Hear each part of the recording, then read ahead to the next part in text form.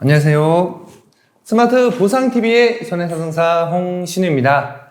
제가 보상 업무를 하면서 정말 꼭 필요한 보험 몇 가지 말씀드린 적이 있었는데요. 그 중에 하나인 일상생활 배상책임보험, 이 보험에 대해 조금 더 자세히 말씀드리려고 합니다. 인터넷 어디를 봐도 일배책 정말 누구나 다 좋고 중복으로 가입하고 또 가입하고 막 이런 내용 쉽게 찾을 수 있는데 정작 언제 어떻게 써먹을 수 있는지에 대한 내용이 조금 부족한 것 같아서 제가 조금 자세히 준비해봤습니다. 일단 줄여서 얘기하는 일배책, 보상이 되는 사고는 무엇이며 보상이 안 되는 사고는 또 어떤 게 있는지 말씀드릴 테니 기억해 두셨다가 주위에서 이런 사고 발생한 적 있었으면 적극적으로 알려주시면 됩니다. 먼저 보상이 가능한 사고, 대표적으로 누수사고 있습니다. 내 아랫집에 물이 새면 그 손해액을 이 보험회사에서 보상을 해주죠.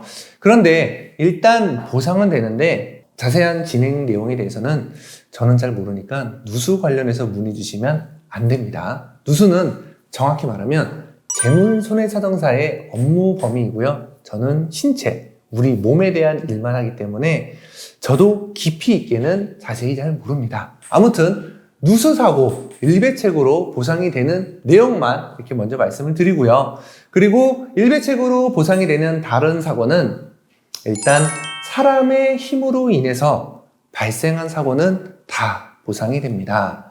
일반적으로 자전거 사고, 자전거 나의 다리 힘으로만 움직이죠. 그래서 자전거끼리 사고가 났을 때나 자전거를 타고 가다가 다른 사람을 다치게 했을 때 이 일배책으로 보상이 되고요. 그 다음에 스키장 사고, 마음은 선수처럼 정말 멋있게 제동하고 싶었으나 현실은 그렇지 않죠. 그래서 어떻게 다른 사람 흠이 등을 추돌하였을 때 또 여기서 일배책으로 보상이 또 되고요. 그리고 휴대폰만 보면서 앞으로 가다가 다른 사람을 또 다치게 한다라든지, 그리고 또 내가 어느 식당에 가서 문을 열고 들어갔는데 그 문에 의해 다른 사람이 뭐 충격을 받아서 또 다친다라든지, 이런 사고에 대해서는 다 이 일상생활 배상책임보험에서 보상을 해주고 있습니다. 이해되시나요? 다른 어떤 물리적 힘이 아닌 순수히 사람의 실수로 발생한 사고는 일단은 다 보상이 된다고 생각하시면 됩니다. 그럼 또 다른 어떤 사고가 있을까요?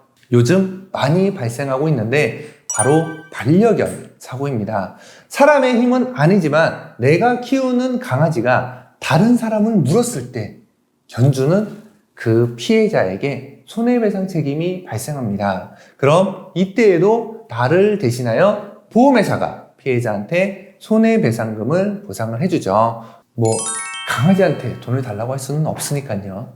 그 다음 또 이중주차 사고가 있는데요. 주차장이 협소해서 N단 놓고 이중주차를 해놓은 경우 많잖아요. 그럼 이때 내 차 나가려고 내 앞을 막고 있는 차 손으로 밀다가 너무 세게 밀어서 벽이나 다른 사람 차에 쿵 하고 사고를 냈다면 이때에도 일배책으로 보상이 됩니다. 자동차 사고라고 해서 내가 가입한 자동차 보험으로 접수하시는 분들 계신데요. 전화로 직접 전화해서 확인해 보시면 아시겠지만 안 해줍니다.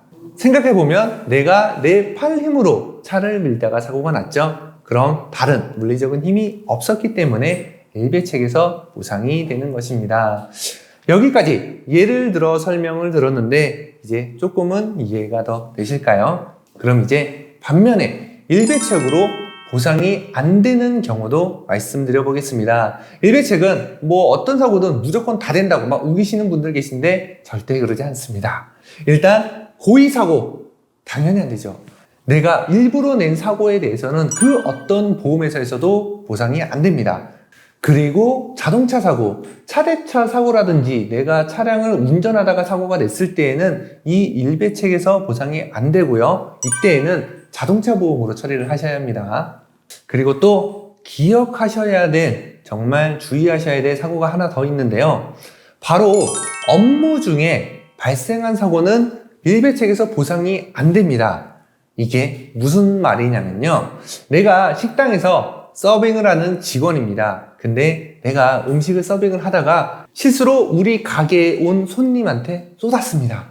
그럼 이때 나는 다른 힘도 아니고 내가 순수히 실수로 이 사고를 냈으니까 일배책으로 보상이 되겠지 라고 생각하실 수 있지만, 이 업무 중 사고는 예외적으로 약관에서 보상하지 않는다라고 명시를 하고 있기 때문에 보상이 안 되고요. 이때에는 내가 가입한 이 일배책 보험이 아니고 우리 사장님이 가입한 시설 소유자 배상책임보험, 즉 영업배상책임보험으로 처리를 하셔야 합니다.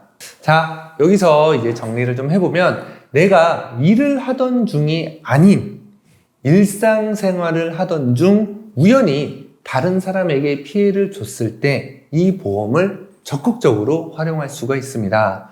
보험금 청구 소멸시효는 3년인 거 아시죠? 혹시 이런 사고가 되는지 몰라서 내가 내 자비로 물어주고 아직 3년이 지나지 않았다면 지금이라도 증빙 자료를 찾아서 청구해 볼 수 있으니 꼭 기억해 두시길 바라겠습니다.